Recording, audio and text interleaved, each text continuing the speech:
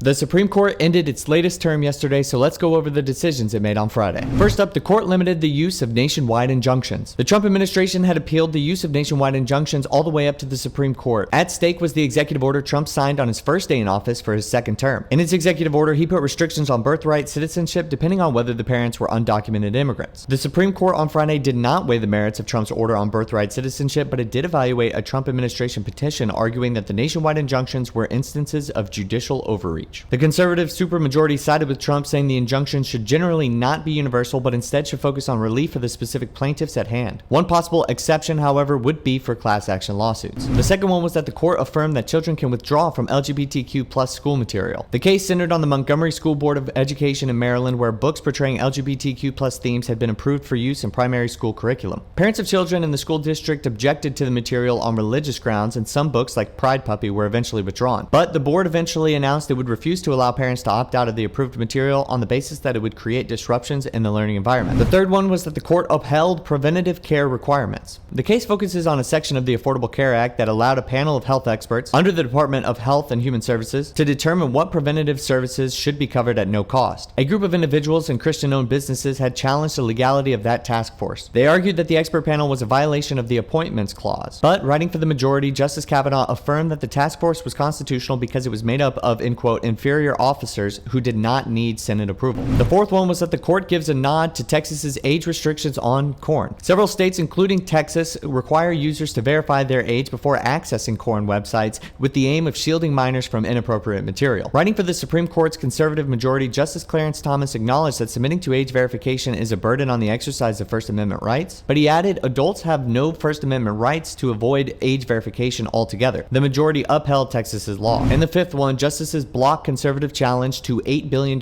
phone and internet subsidy program. The Supreme Court upheld an $8 billion federal program that subsidizes high-speed internet and phone services for millions of Americans, rejecting a conservative argument that the program is funded by an unconstitutional tax. The court endorsed the way the Federal Communications Commission funds its multi-billion-dollar program to expand phone and broadband internet access to low-income and rural Americans and other beneficiaries.